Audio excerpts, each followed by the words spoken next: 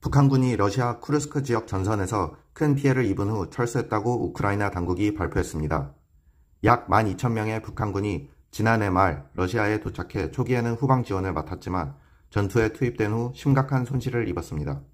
우크라이나군의 드론 영상에서는 북한군이 장갑차와 포병 지원 없이 공격에 나섰다가 큰 피해를 보는 모습이 포착되었습니다. 우크라이나는 전사한 병사의 문서, DNA 검사, 포로 등을 통해 북한군이 참전했다는 증거를 확보했습니다. 비록 북한군이 일시적으로 철수했지만 우크라이나 당국은 그들이 다시 전장에 복귀할 것으로 예상하고 있습니다. 트럼프 행정부는 암호화폐 산업을 환영하며 바이든 행정부의 규제 압박과는 반대되는 입장을 보였습니다. 트럼프는 암호화폐 규제 우선순위를 정하는 행정명령을 상명하고 데이비드 섹스를 AI 및 암호화폐 정책 책임자로 임명했으며 트럼프 및 멜라니아 같은 밈 코인을 출시해 큰 관심을 받았습니다.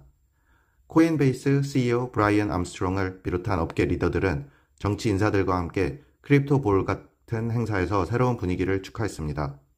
암호화폐 업계는 수천만 달러를 친암호화폐 후보들에게 기부하며 오하이오에서 민주당 상원의원 셰로드 브라운을 패배시킨 공화당 후보 버니 모레노를 지원했습니다. 트럼프의 당선 이후 비트코인은 약 50% 급등하며 투자자들의 신뢰가 회복되고 있음을 보여주었습니다. 트럼프 대통령은 불법 이민과 펜타닐 밀매 문제를 이유로 멕시코, 캐나다, 중국에 대한 새로운 관세를 발표했습니다. 미국은 멕시코와 캐나다에서 수입되는 제품에 25% 관세를, 캐나다의 에너지 제품에 10% 관세를, 중국 제품에도 추가로 10% 관세를 부과하며 예외는 없다고 밝혔습니다. 이에 대해 캐나다는 1,000억 달러 규모의 미국 제품에 25% 보복 관세를 부과하고 멕시코도 비슷한 대응 조치를 준비 중입니다. 경제학자들과 업계 지도자들은 이번 관세가 소비자 물가를 상승시키고 에너지 및 자동차 산업을 포함한 공급망을 교란시킬 수 있다고 경고했습니다. 이러한 관세의 법적 근거는 도전에 직면할 가능성이 있지만 전문가들은 역사적으로 법원이 대통령의 권한을 존중해왔다고 지적했습니다. 미 재무부는 일론 머스크의 정부 효율성 부서의 연방 지급 시스템에 대한 접근 권한을 부여했으며 이는 미국인들에게 연간 수조 달러의 혜택, 보조금 및 환급금을 지급하는 핵심 시스템입니다. 재무장관 스콧 베센트는 도지의 대표들이 시스템의 효율성을 검토할 수 있도록 읽기 전용 접근을 승인했지만 정치적 개입에 대한 우려가 제기되고 있습니다. 전직 관리들은 비정규직 인사들에게 시스템을 접근을 허용하는 것이 보안 위험을 초래할 수 있다고 경고했으며 민주당 의원들은 이 조치가 오용될 가능성에 대해 비판하고 있습니다. 머스크는 도지의 개입이 하루에 40억 달러의 정부 지출을 절감할 수 있다고 주장하지만 근거 없이 재무부가 사기 및 테러 단체에도 지급 승인을 내렸다고 주장했습니다. 일부 전문가들은 이번 조치가 미국 금융 시스템의 신뢰성을 위협할 수 있다고 우려하고 있습니다. 트럼프 대통령은 캐나다와 멕시코에 대한 25% 전면 관세 부과를 예고했지만 정부 내에서는 이를 피할 대안을 모색하고 있습니다. 현재 협상이 진행 중이며 일부 산업, 철강 및 알루미늄 등에만 제한적으로 관세를 부과하는 방안이 검토되고 있습니다. 또한 긴급 경제 권한을 활용한 관세 부과에 대한 법적 우려가 제기되면서 기존 무역법을 활용하는 방안이 논의되고 있습니다. 캐나다와 멕시코는 미국의 요구에 부응하기 위해 이민 및 마약 밀수 방지 조치를 강화하고 있으며 이에 따라 즉각적인 관세 부과를 피할 가능성이 커지고 있습니다. 미국 내 철강 및 자동차 산업을 포함한 주요 기업과 노동조합들도 공급망 혼란을 이유로 전면적인 관세 시행에 반대하고 있어 트럼프 행정부의 최종 결정에 영향을 미칠 것으로 보입니다. 소프트뱅크의 마사요시 손은 오픈AI에 최대 430억 달러를 투자할 계획이며 이는 스타트업 역사상 최대 규모의 투자로 기록될 전망입니다. 손 회장은 오픈AI를 위한 클라우드 컴퓨팅 센터 구축을 위해 180억 달러를 추가 투자하며 이는 마이크로소프트와의 독점 관계가 끝나는 시점에서 오픈AI의 중요한 지원이 됩니다. 오픈AI는 중국의 딥시크와의 경쟁 심화 속에서 독자적인 AI 기술 개발을 위한 대규모 투자를 지속하고 있습니다. 손 회장은 과거 투자 실패에도 불구하고 AI를 세대에 한 번 오는 기회로 보고 있으며 ARM 홀딩스 지분을 활용해 오픈AI 투자를 추진 중입니다. 또한 소프트뱅크와 오픈AI는 오라클 및 UAE 투자펀드 MGX와 함께 데이터 센터 구축을 위한 스타게이트 프로젝트에 1,000억 달러를 초기 투자하며 향후 4년간 5천억 달러까지 확대할 계획입니다. 중국 AI 기업 딥시크가 미국의 수출 규제를 극복하고 자국산 AI 모델을 개발하며 중국 내에서 큰 자부심을 불러일으켰습니다. 딥시크의 성공은 월스트리트에 큰 영향을 미쳤고 미국 앱스토어에서 다운로드 1위를 차지하며 중국에서는 축제 분위기가 조성되었습니다. 그러나 오픈 AI는 딥시크가 경쟁사의 AI 모델을 무단으로 학습했을 가능성을 조사 중이며 일부 온라인 여론이 가짜 계정에 의해 조작되었다는 의혹도 제기되었습니다. 중국 정부는 딥시크의 성과를 미국의 기술 제재를 뚫은 승리로 평가했지만 전문가들은 미국의 수출 통제가 여전히 중국 AI 산업의 큰 장애물이라고 지적했습니다. 한편 딥시크는 중국에서 민감한 정치적 주제에 대해 제한적인 답변을 제공하며 검열 논란에도 휩싸였습니다. Turtle Capital Management는 트럼프에 관련 밈 코인에 대한 투자를 확대할 수 있는 레버리지 ETF 출시를 신청하며 SEC의 규제 한계를 시험하고 있습니다. 트럼프와 멜라니아 코인은 경제적 실체 없이 인터넷 밈을 기반으로 가치가 형성되며 출시 후 이미 60% 이상 가치가 하락했습니다. 새로운 트럼프 행정부 하에서 친암호화폐 분위기가 형성되면서 이러한 고위험 ETF들이 시장에 등장하고 있습니다. SEC는 이들 상품의 승인 여부를 결정해야 하는 난처한 상황에 놓여 있으며 이는 향후 암호화폐 ETF 규제의 중요한 기준이 될 수 있습니다. 한편 레버리지 ETF의 인기가 급증하면서 소규모 운용사들이 높은 수수료를 받는 고위험 상품을 잇따라 출시하고 있습니다. 유럽 경제에 대한 비관론이 확산되면서 기업들은 미국으로 눈을 돌리고 있으며 트럼프의 정책이 유럽 개혁의 계기가 될 수 있다는 논의가 진행되고 있습니다. 유럽은 코로나19, 에너지 비용 상승, 극우 정당의 부상 등으로 어려움을 겪고 있으며 미국과의 성장 격차가 커지고 있습니다. 과도한 규제와 미완성된 단일 시장이 기업 성장을 저해하며 많은 기업이 미국으로 이전을 고려하고 있습니다. 미국의 규제 완화와 저렴한 에너지가 투자 유치를 촉진하는 반면 유럽은 지속적인 경제 침체와 기업 이탈의 위험에 직면해 있습니다. 일부 전문가들은 유럽의 경제 회복 가능성을 강조하며 트럼프의 정책이 유럽의 개혁을 촉진하는 계기가 될 수 있다고 평가합니다. 워싱턴 DC 인근 레이건 내셔널 공항에서 미 육군 블랙호크 헬리콥터와 아메리칸 항공 여객기가 충돌하여 포토맥 강에 추락하는 사고가 발생했습니다. 항공교통 관제사는 헬리콥터의 여객기를 주의하라는 지시를 내렸지만 헬리콥터가 이를 인지했는지는 확인되지 않았습니다. 충돌 직후 공항은 폐쇄되었으며 다른 항공편들은 워싱턴 덜레스 및 볼티모어 워싱턴 국제공항으로 우회해야 했습니다. 수색 및 구조 작업이 즉시 시작되었으나 사고 발생 다음 날까지 생존자는 발견되지 않았으며 현재까지 28구의 시신이 수습되었습니다. 미 교통부 장관은 사고 원인에 대한 초기 단서를 확보했으나 구체적인 내용은 아직 공개되지 않았습니다. 딥시크는 중국의 민감한 주제에 대해 답변을 피하거나 정부의 공식 입장을 반영하는 답변을 제공하는 반면 챗GPT는 보다 객관적이고 다양한 관점을 제시합니다. 천안문 사건에 대해 딥시크는 답변을 거부하지만 챗GPT는 민주화 시위와 정부의 강경 진압을 설명했습니다.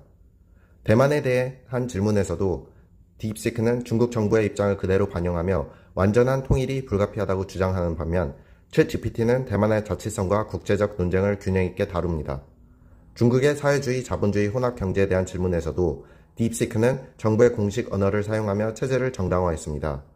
티베트와 달라이 라마에 관한 질문에서는 처음에는 정보를 제공하다가 이후 답변을 삭제하고 범위를 벗어난 질문이라고 응답했습니다. 트럼프 대통령은 관타나모만에서 최대 3만 명의 이민자를 수용할 시설을 건설하라고 명령했습니다. 이 시설은 미국 국민에게 위협이 되는 가장 위험한 불법 이민자들을 수용하기 위해 사용될 예정입니다. 관타나모 베이는 과거 이민자들을 수용한 적이 있으며 현재도 일부 테러 용의자들이 수감되어 있습니다. 트럼프 행정부는 이 시설을 확대하여 이민자 수용 능력을 크게 늘릴 계획입니다. 그러나 인권단체들은 관타나모 베이에서의 수용이 법적 권리와 정의를 침해할 수 있다고 우려하고 있습니다. 메타는 2021년 트럼프 전 대통령이 자신의 계정을 정지시킨 것에 대해 제기한 소송을 2,500만 달러에 합의하며 해결했습니다. 이 중 2,200만 달러는 트럼프 대통령 도서관 기금으로 사용되며 나머지는 법률 비용과 소송에 참여한 원고들에게 지급됩니다. 트럼프와 마크 저커버그는 말하려고 만찬을 가지며 소송 해결을 논의했고 이후 공식적인 합의가 이루어졌습니다. 이 합의는 메타가 잘못을 인정하지 않는 조건이며 트럼프는 소송을 오랜 기간 끌며 유리한 결과를 이끌어냈습니다. 트럼프는 2021년 1월 6일 의사당 폭동 이후 페이스북, 유튜브, 트위터에서 계정이 정지되었으나 이후 일부 플랫폼에서 계정이 복구되었습니다. 지난 월요일 중국의 딥시크라는 회사의 저렴한 AI 모델 소식으로 주식시장이 흔들렸고 특히 엔비디아와 브로드컴 주식이 큰 타격을 입었습니다. 그러나 많은 개인 투자자들은 이를 기회로 삼아 주식을 매수하며 디핑을 구매한다는 전략을 취했습니다. 엔비디아는 2024년 동안 가장 인기 있는 주식 중 하나였고, 많은 투자자들은 AI 기술이 장기적으로 산업을 변화시킬 것이라고 믿고 있습니다. 또한 일부 투자자들은 이번 하락을 단기적인 노이즈로 간주하고 장기적인 AI 시장에 대한 믿음을 유지했습니다. 반면 몇몇 투자자들은 주식시장에 너무 집중된 투자로 인한 리스크를 우려하며 포트폴리오를 조정했습니다. 딥시크의 급 부상은 엔비디아의 고가 AI 칩 수요 감소 가능성을 보여주며, 이에 따라 엔비디아의 주가는 급락 후 반등했습니다. 딥시크의 효율적인 AI 모델 개발 방식은 기존의 엔비디아 칩 의존도를 낮출 수 있어 투자자들의 우려를 불러일으켰습니다. 미국 정부는 엔비디아의 AI 칩 중국 수출에 대한 추가 규제를 검토할 가능성이 있지만, 이는 오히려 중국의 자체 칩 개발을 촉진할 수도 있습니다. 일부 전문가들은 딥시크의 혁신이 AI 기술의 대중화를 촉진하여 엔비디아에도 긍정적인 영향을 미칠 수 있다고 봅니다. 한편 메타와 마이크로소프트를 비롯한 주요 미국 기술 기업들은 AI 인프라에 수십억 달러를 투자하며 시장 확대를 지속하고 있습니다.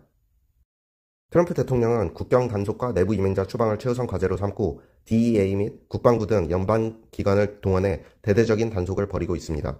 취임 첫 주에는 ICE는 약 5,000명의 이민자를 체포했으며, 이는 바이든 행정부 시절보다 크게 증가한 수치입니다. 정부는 범죄 기록이 있는 이민자를 대상으로 한다고 밝혔지만, 범죄 기록이 없는 사람들도 다수 체포되면서 이민자 커뮤니티의 불안감이 확산되고 있습니다. 트럼프 행정부는 학교와 교회를 보호 대상으로 지정한 정책을 철회하고 ICE의 권한을 확대하며 대대적인 홍보 전략을 병행하고 있습니다. 전문가들은 이러한 단속이 단순한 법 집행을 넘어 공포 분위기를 조성하고 강력한 메시지를 전달하려는 의도라고 분석하고 있습니다. 백악관은 연방 직원들에게 선택권을 제시했습니다.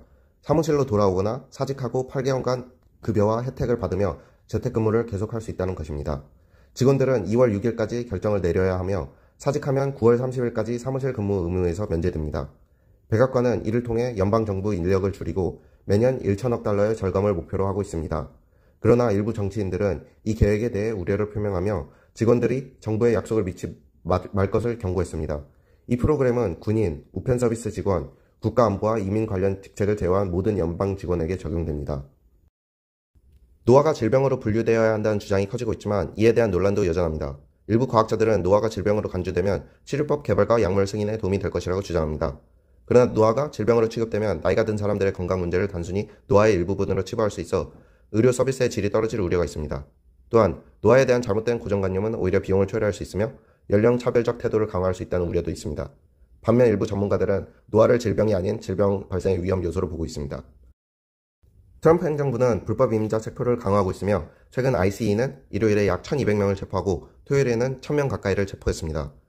트럼프 대통령은 두 번째 주에 들어서면서 대규모 추방을 실행하기 위한 투석을 다지고 있으며, 범죄 경력이 있는 이민자들을 우선적으로 목표로 하고 있습니다. ICE는 각 사무소에 하루 75명의 체포 목표를 설정하고 이를 달성하지 못할 경우 처벌이 있을 것이라고 경고했습니다. 현재 ICE는 범죄 경력이 있는 이민자를 우선 체포하고 있지만, 이 과정에서 다른 체포 가능한 이민자들도 함께 붙잡고 있습니다. 이민자 커뮤니티에서는 ICE의 체포 작전에 대한 두려움이 확산되고 있으며, 일부 사업장에서는 직원들이 출근을 거부한 등의 영향이 나타나고 있습니다. 중국의 AI 스타트업 딥시크는 젊은 엔지니어들과 혁신적인 프로그래밍, 그리고 미국 수출 통제의 허점을 활용해 첨단 AI 시스템을 개발하며 세계를 놀라게 했습니다. 기존 모델들이 방대한 데이터와 고가의 칩을 요구하는 것과 달리 딥시크는 비용 효율적인 전문가 혼합 기술을 활용해 학습 부담을 줄였습니다. 또한 미국의 칩 수출 제한이 강화되기 전 엔비디아의 고성능 H800 칩을 구매할 수 있었던 일시적인 허점을 활용했습니다. 딥시크의 성공은 실리콘밸리의 AI 전략을 재검토하게 했으며, 미국의 수출 통제 정책에 대한 논란을 불러일으켰습니다. 일부 전문가들은 딥시크가 발표하지 않은 추가적인 방법들이 성공에 기여했을 가능성을 제기하고 있습니다. 이 사례는 자원 제약 속에서도 혁신적인 기술이 가능함을 보여줍니다. 중국 AI 스타트업 딥시크가 더 낮은 비용으로 주요 AI 모델과 경쟁할 수 있다고 주장하며 엔비디아와 TSMC 같은 기술 기업 주가 폭락을 초래했습니다. 투자자들은 저렴한 AI로 인해 고성능 칩 수요가 감소하고 AI 공급망이 위협받을 것을 우려하고 있습니다. 그러나 효율적인 AI는 새로운 응용 분야를 확장하며 반도체에 대한 전반적인 수요를 증가시킬 수 있는데, 이는 자원의 효율성이 소비를 증가시키는 제번스 패러독스와 연관됩니다. 애플 주가는 3% 상승했으며, 이는 효율적인 AI가 소비자 기기를 향상시키고 더 넓은 채택으로 이어질 수 있다는 낙관론을 보여줍니다. 현재 합리적인 밸류에이션을 보이는 TSMC는 반도체 시장 성장의 수혜를 받을 가능성이 높아 이번 주가 하락이 매수 기회가 될 수 있습니다. 중국 인공지능 회사인 딥시크가 미국의 고급 칩 제안에도 불구하고 뛰어난 성과를 보이며 실리콘밸리에서 주목받고 있습니다. 딥시크는 최신 모델인 R1을 발표하며 이 모델은 복잡한 문제 해결에 강점을 보입니다. 미국의 반도체 수출 제한에도 불구하고 딥시크는 적은 수의 칩을 사용해 오픈AI와 구글의 모델과 경쟁할 수 있을 정도로 빠르게 발전했습니다. 딥시크는 자사 AI 모델이 약 5,600만 달러의 비용으로 훈련되어 있으며 이는 다른 회사들보다 훨씬 적은 비용입니다. 일부 사용자는 딥시크의 중국 모델이 중국 정부의 선전적 성향을 반영하는 답변을 제공한다고 지적했지만 코드가 공개되어 수정할 수 있다는 점은 긍정적으로 평가됩니다.